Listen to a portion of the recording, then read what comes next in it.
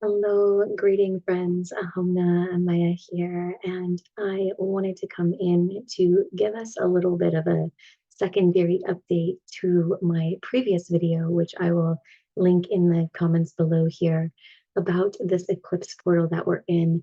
And I specifically wanted to talk about in this video two different things. One is the election in the United States is happening on the eclipse day, and I wanted to look at the US chart here to bring some perspective into this experience. I also wanted to talk about millennials and how this eclipse is going to be impacting and influencing the millennial generation as well.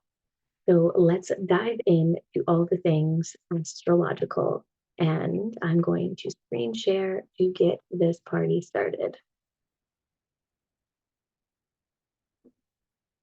So we have pulled up here the United States of America chart. As you will see, I use the sidereal placement, not the traditional tropical zodiac placements, as I like to know where the exact precise astronomical placements of the planets are, as that gives the greatest experience of alignment that we could possibly have here on Earth. So let's jump in. We are looking at the chart here for the eclipse, November 8th.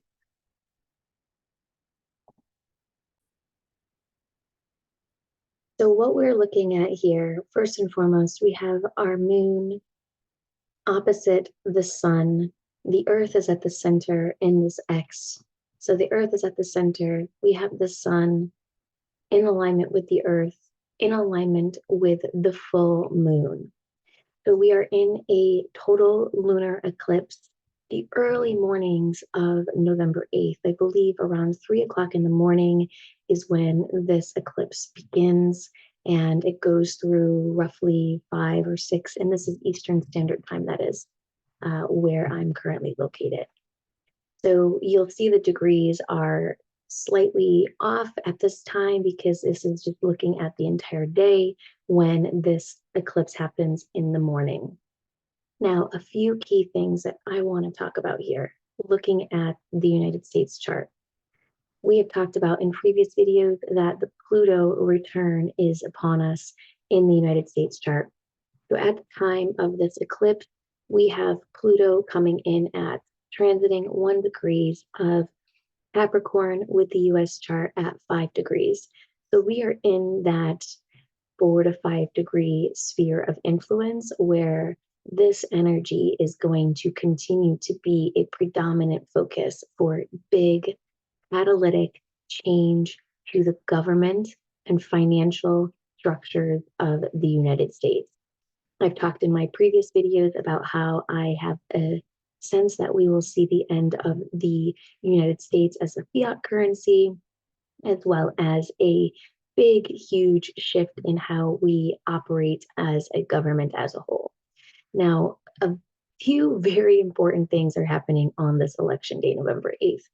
We have Mars in retrograde, and it is in a Mars return with the natal Mars of the United States chart at 29 degrees here of Taurus.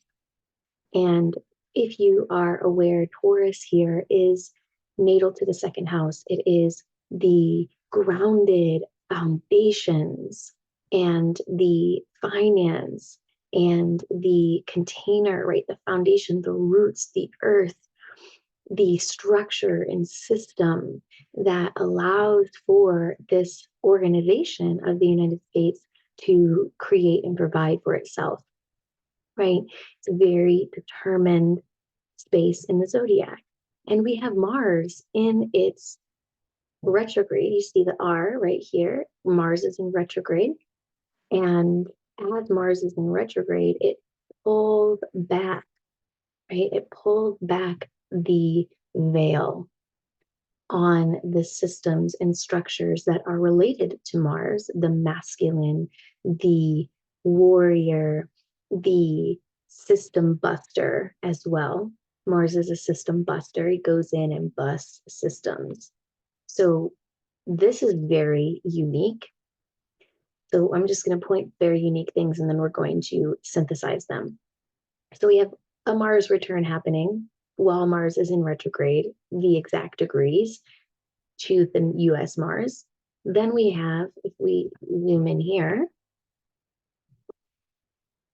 the moon is in a, go over to see the exact degree. Transiting moon is around 15 when it is in the eclipse portal energy. It's around that 20-degree mark, which is right around the nodal, the transiting nodes.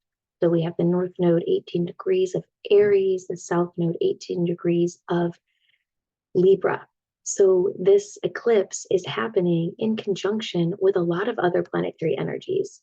We have the sun in conjunction with Mercury, the south node, Venus, all hanging around this 18-20 degrees of Libra, right? So this is not just a lunar eclipse.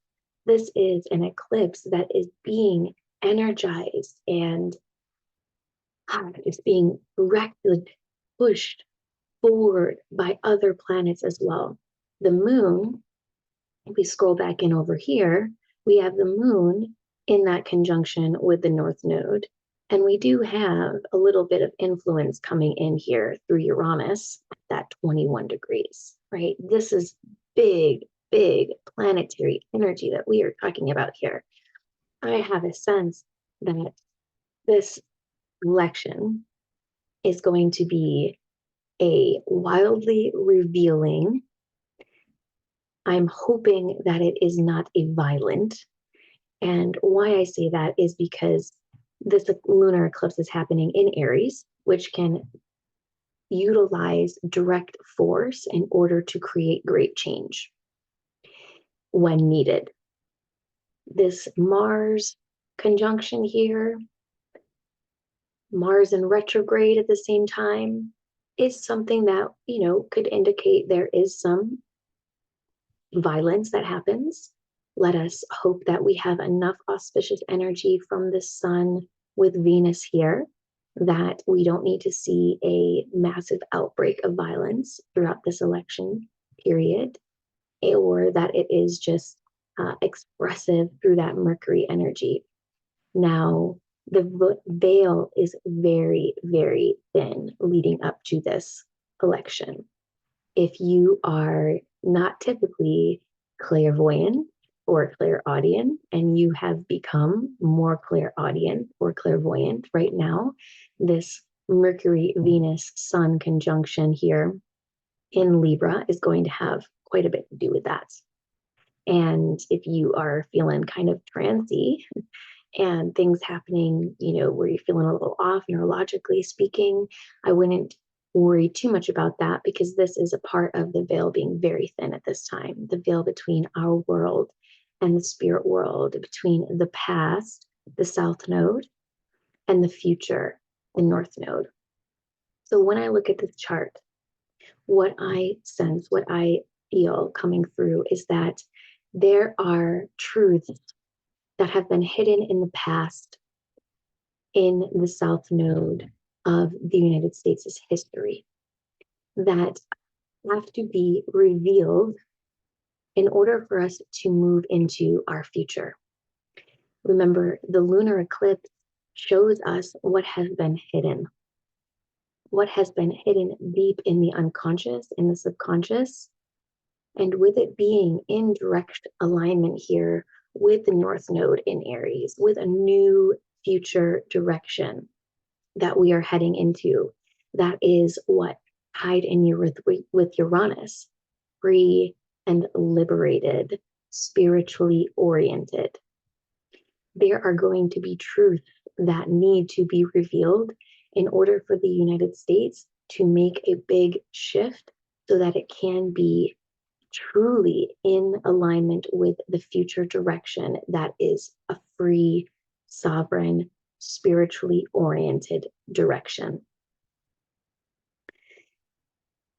This is a very interesting and auspicious and somewhat alarming at times chart to be seeing on an election day, with so much happening around this eclipse that is unique, right? It is very unique that we are in this Mars and this Pluto return. Very unique that the moon is conjunct with the North Node, and in this dance with the Uranus, that the sun is in alignment with the South Node and Mercury and Venus. Like, this is extremely rare. This is a game-changing chart. This is a systems busting chart. This is a chart that could utilize violence. And it is a chart, though, that to me says that if there is a shred of deception, if there is any hint of deception, of an inauthentic election, of any type of fraud, that will trigger a violent outbreak. So we can only pray at this point that that is not the path that certain politicians take to win the election at this time, because if that does happen, there will be a revolution. The people will not settle for it again, and we could be ushered into a period of some violence.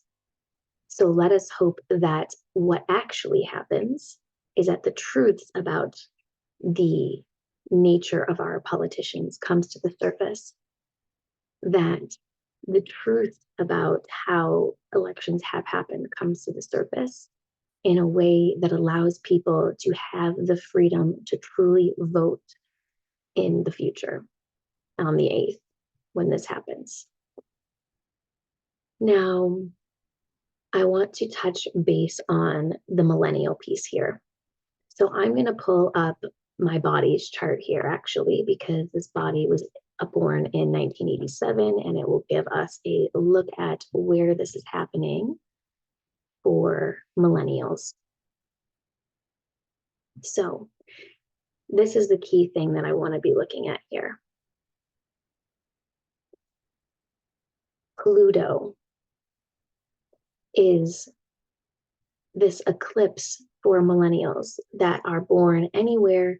Really, we're looking at 80s babies and early 90s babies, and it will be within a few degrees depending on what point you were looking at. This is 1987. This eclipse is happening in conjunction with the Pluto of the millennial generation. So one quick note here is that generationally, we share Pluto placements, because Pluto takes 240 years to make it zodiac. That means that when you were born in a generation, everyone that's in that generation with you shares a Pluto placement. It will be placed in the same sign. It will be placed depending on how close you are in age. Every 10, 12, 20-year chunks will have it around the same degrees. And why this is feeling so significant, and I'm going to go back to the chart here to just show you this, now that we understand Pluto is a generational planet of change. We are seeing that this eclipse, look at the moon here, this eclipse here, we've got our moon, Aries, we are going across the earth to the sun through Pluto in the millennial placement. You'll see in this body's chart, Mars is also there. That's not the standard. We're really focusing in on Pluto here, because this is the trigger event for millennials to step into a higher role of leadership in order to restore balance to the systems. And I have a sense with all this Venus energy here as well. Venus has just been coming through. We've been in this dance with Venus all this month, last month, with the sun and Venus in that conjunction. I have a sense that we are going to see a lot of women, millennials, being elected into leadership in the United States and around the world. This is one powerful way that we are going to see the turn of the scales, the balancing of the scales. So it is going to be also a big shift in that Pluto energy in Libra is addressing unknown enemies. That's in that Libra energy. It is addressing partnership. It is addressing all contractual relationships, Libra here. So the millennials have come in, and in the beginning, their role was to break down the way that we relate to each other and break down the old way of there only being a husband and a wife, right? And to bring us into this world where there can be wives and husbands and people of all different genders and all different orientations and all different ways of loving each other. There can be polygamous relating and all different types of relating in our experience. There does no longer has to be this one way path that was previously in the boomer and beyond generations. So that was the first big wave that the millennials ushered in through Pluto being in those first few degrees of Libra. So this is going to be people born in the late 70s and mid 70s. So in that 70 generation through early 80s. And this is when like divorce became very popular through those generations because they're here to basically break down the old patriarchal system of how we marry. So that was the first degrees. Now we're in this eclipse to those of us that are in the 80s and early 90s with Pluto at the mid degrees of Libra with this eclipse. And this is about really the middle degrees of Libra is where we really get that. It's time to restore balance. It is time to restore balance. And this balance here is about the left and the right, the feminine and the masculine, the yin and the yang, restoring balance. So we see this influence happening around the world right now through millennial women demanding equality in their governments, in their religions. It's happening all over the world. And specifically, since we are talking about the eclipse in the United States chart, this I do believe and feel and sense is going to be a massive trigger for a lot of millennial women to be elected into office, women that were unsuspected to win, maybe women that don't really have a lot of politics in their backgrounds. And that's going to be a major triggering event. Now, for millennials not involved in politics, right? This is a time where millennials of these generations, 80s, early 90s, it is time, this eclipse is going to be asking you to step into a higher level of leadership and ownership of your sovereign space in this world, of you as a sovereign entity, to restore balance within yourself, in your system. And depending on what house it is in your chart, it's going to have a different directed focus, right? That house will increase and amplify how and where this is going to be, this eclipse and this Pluto for millennials is going to be showing up for you. And go and look at your chart, look at what the house is in, and then go research and read about that house, that you understand the different energetic placements of where you're being asked to step into a greater level of leadership and authority within your own life. So briefly, we can touch on that a little bit here. If you are having this Pluto placement in your first house, this is going to be a direct focus on yourself, on how you operate in this world as a sovereign being, where you have given away yourself and to call all parts of yourself back to yourself and really begin to focus on developing a deep and profound experience and connection within yourself.